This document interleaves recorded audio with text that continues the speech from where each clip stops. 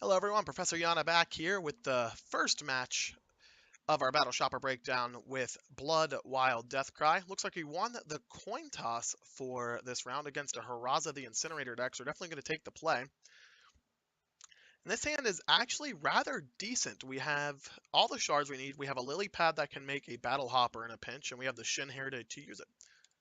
So let's go ahead and keep this and see what happens. Not sure what flavor Haraza this is.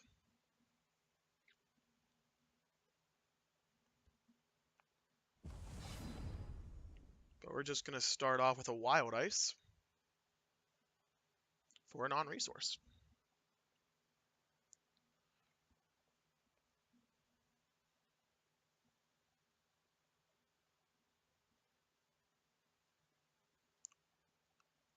Waiting for our opponent to give us priority back so we can proceed.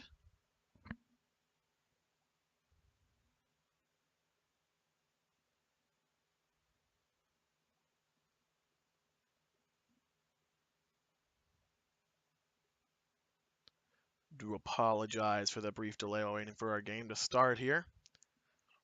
Can't do anything till our opponent gives the okay. Alright, there we go. So let's go ahead and start off with the Wild Ice.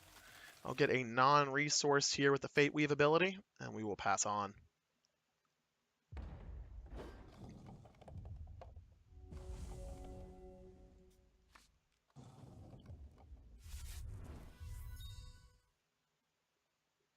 Interesting that our opponent leads off with a diamond with a double red ability or double ruby ability.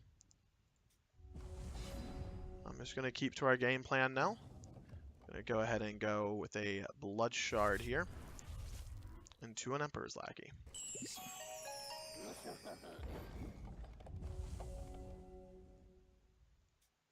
Would like to draw another troop here at some point. Looks like our opponent's only on one shard.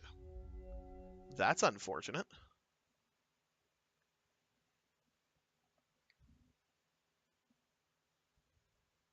Either that or they misclicked.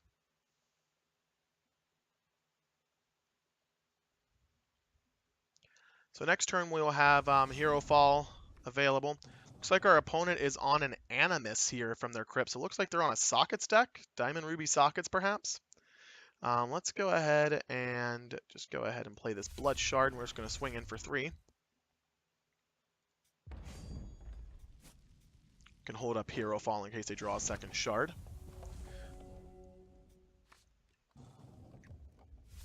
There's a second shard from our opponent.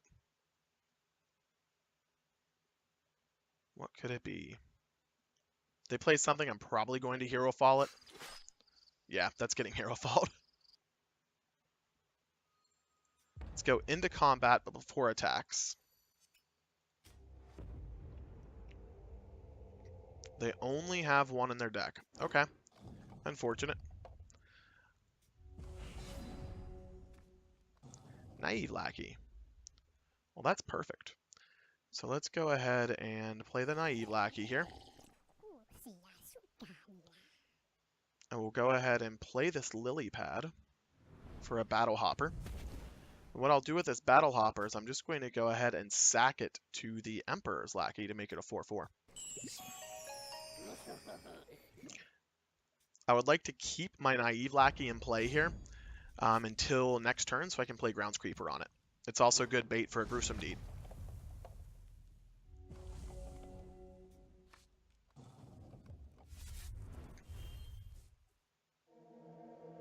Altar. Okay.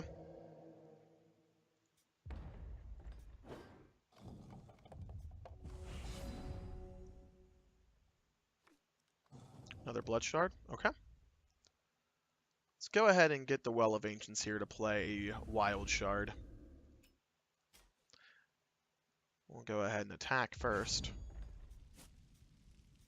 We'll play out our Grounds Creeper. So Grounds Creeper, just as a reminder, lets us activate the Deathcries of one of our troops, which in this case is going to be Naive Lackey, so I'm going to get the draw card. We get a Promiscuous Succubus, which is going to work very well with Grounds Creeper. It works a little better with Lord Blightbark, but it works really well with Grounds Creeper as well. So at the end step, I can give this Naive Lackey Deathcry, make a Carnal Demon.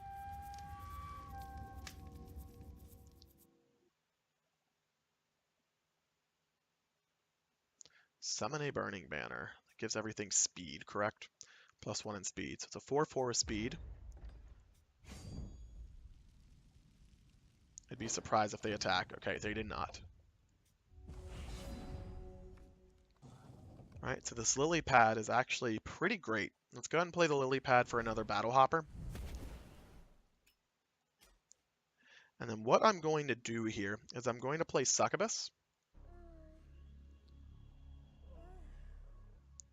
And I'm going to go ahead and sack this lackey. Actually, it probably doesn't matter which one I do it to. Let's go ahead and sack the Battlehopper. We'll gain a few life and draw a card back. We get a Blight Bush. Okay, so we can play our Blight Bush out.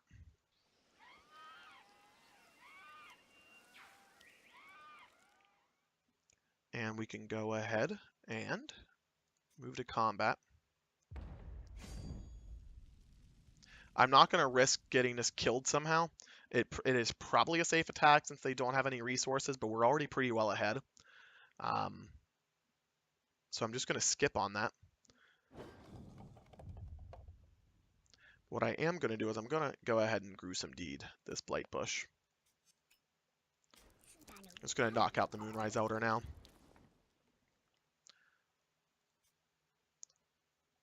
Let's go ahead and give Naive Lackey the Carnal Demon ability.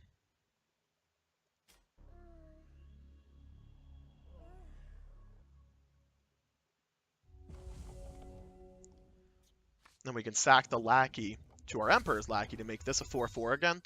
We'll draw a card and get a 6/6. Clashing the Steel.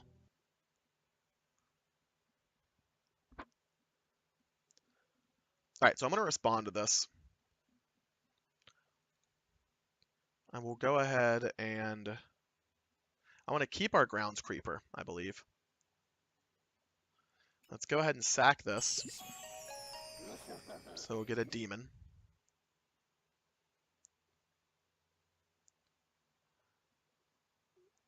Let's sack this.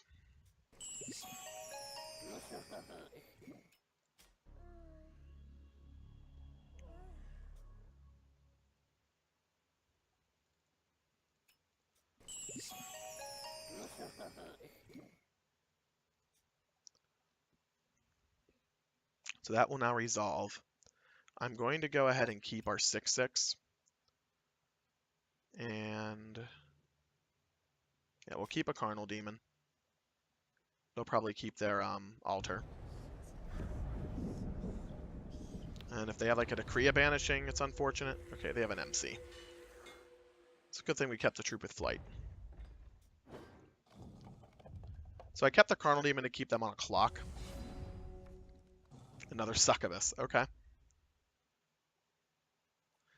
Let's go ahead and play this ice out first. Get a non-resource on top and play out our next Succubus.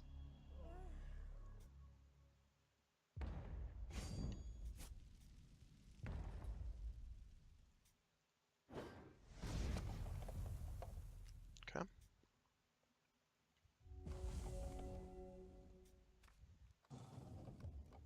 So if our opponent attacks here, we just have lethal. At least as the game stands right now.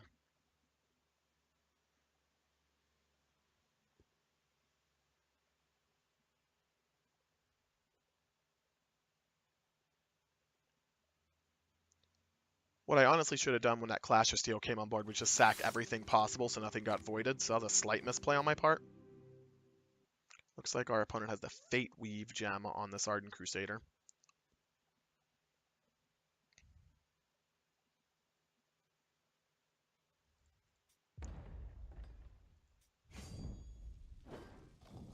So our opponent's not going to be attacking here. And that commander prompt, I think, just sealed us up the game. So I'm going to go and play it safe. I'm going to play it as if I'm not just going to win this turn. We are going to go and play out the prompt. But I am going to force our opponent to be blocking. Or, otherwise, our opponent's just going to concede. Alright, so that is game 1 of this first match in favor of the hero. And it looks like we're playing like a Ruby Diamond Socket deck. So I really like Hero Fall here for some of the socketed cards early on. Gemborn Prowler seems like a pretty must-have. Wall to the Damned seems good. And I'm actually going to go ahead and play our Scorn of Oberon and our Rooting Chomp Knight.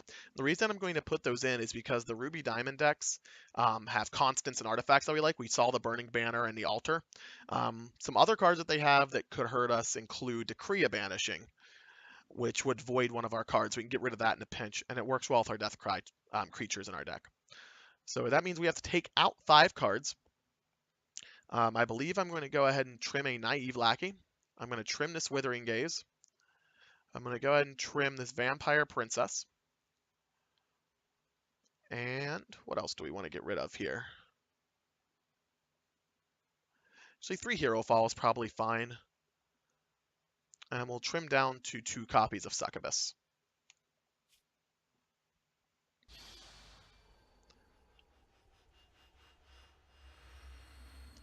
Just adjust our deck list slightly so you can still see the game state. There we go. And what is this hand? Blightbush and a Succubus in the prompt. We have a nice curve here. We have 4 resources. We are lacking a Shinhair, so I might want to hold back on a Lily Pad. But even with, we have a turn 1 slow shard that we can play, and then we're off to the races. So I'm going to keep this and see what happens.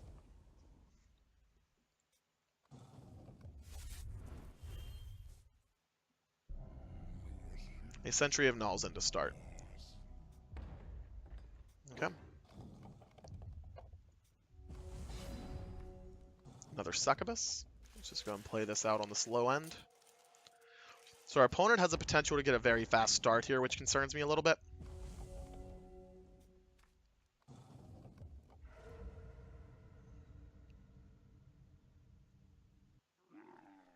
Just a Llama Herder. Okay.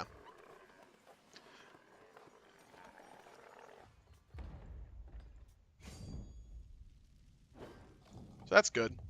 That could have been bad, actually. Paw of Yazakin.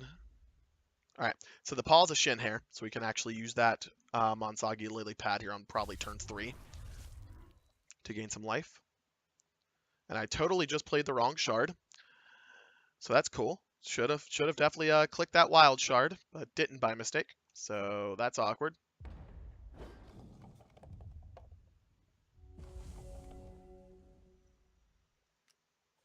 So whoops on that. Hopefully that doesn't end up mattering. Looks like they're only on 2 shards, so that's good for us. They're going to go ahead and swing at this Llama Herder.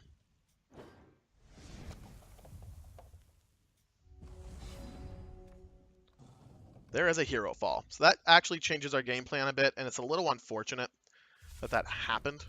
I'm going to be Hero Falling. The go-to would be to Hero Fall the Sentry of Nalzin. That said, I think the Llama Herder poses a greater threat because they can just start summoning llamas all over the place. So I'm going to go ahead and actually Hero Fall the Llama Herder now before the Diligence trigger happens. Again, they probably only have 1 in a deck because it's a sockets-based deck. Next turn, I'll probably just play Blightbush out.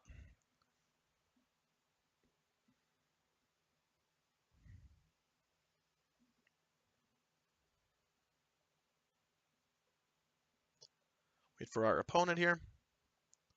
It's questionable. I know there's 4 of these in our opponent's deck, so the Hero Fall would have been more useful there. But with only 4 cards in our opponent's hand, I think we're better off getting rid of the active threat.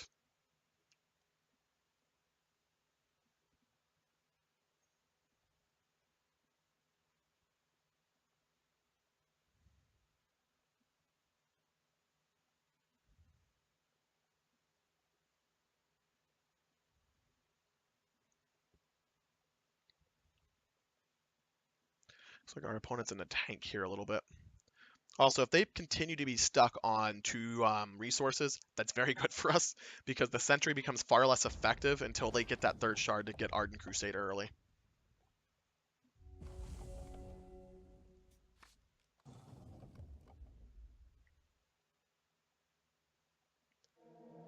Another altar. Okay, fine.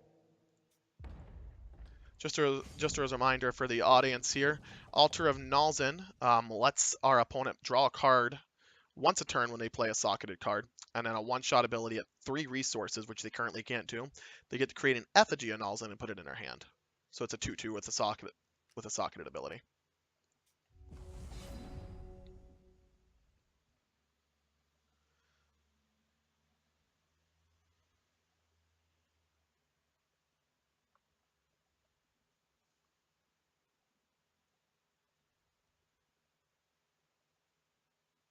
All right, opponent, have your readies. You don't have any resources.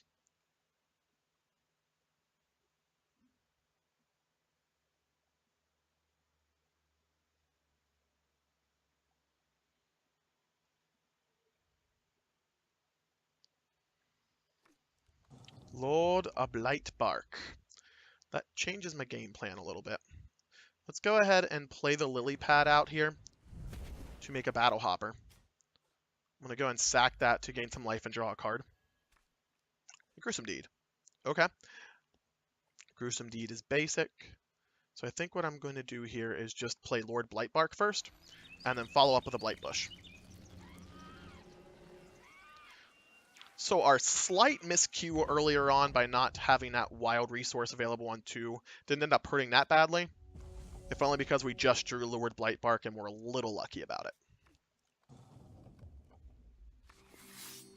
There's our Ardent Crusader that we expected.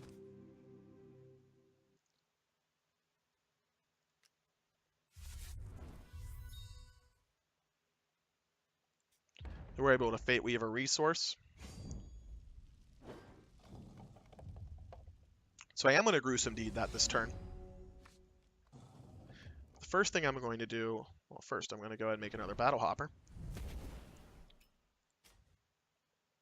We're going to go and play Promiscuous Succubus. Promiscuous is going to trigger on Lord Blightbark and give our Battlehopper a Carnal Demon. Then I'm just going to Gruesome Deed that Battlehopper to kill this Ardent Crusader and get a 6/6 in the process. They do get 2 Phantoms, but it could be worse. So we have 2 troops in our bin right now. We have relevant blockers, if needed. I think we're in a pretty good place.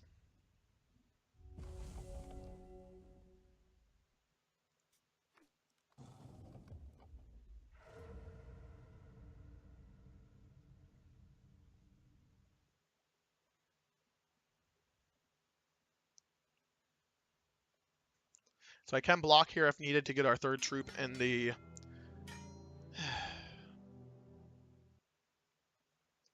kind of figured. That's really bad for us.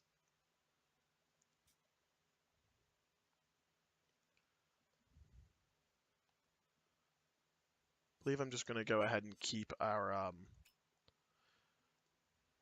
actually just going to go ahead and keep Lord Blightbark here.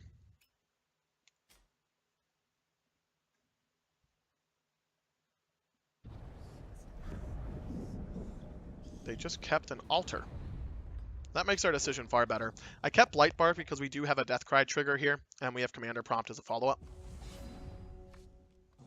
And an Emperor's Lackey to boot. That's kind of sweet, actually. Let's go ahead and play out our Succubus. That'll trigger.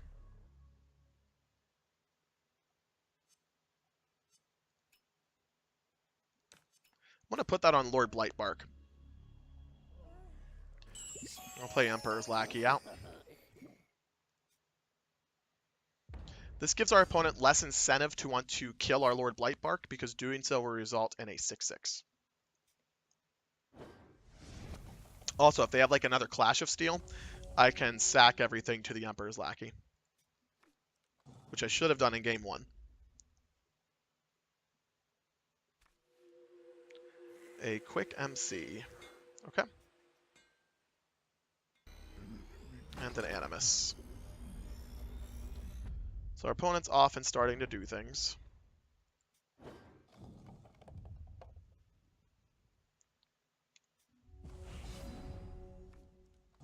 Hero Fall was really a good draw there. Won't lie.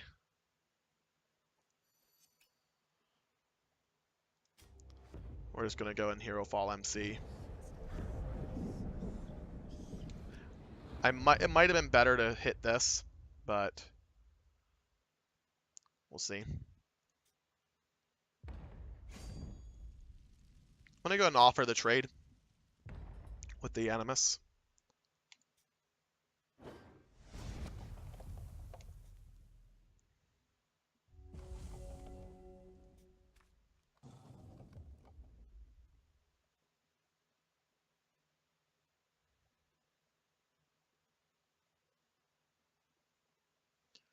If we look at the MC's ability here, on Diligence, they get a random socketed card into their hand, which I think works better with Animus than if they didn't have the MC. Bring to Justice. So I'm going to respond by sacking it.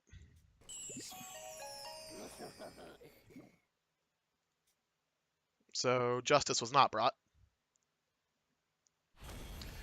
And I think our opponent made a misplay there as well and decided to go ahead and concede.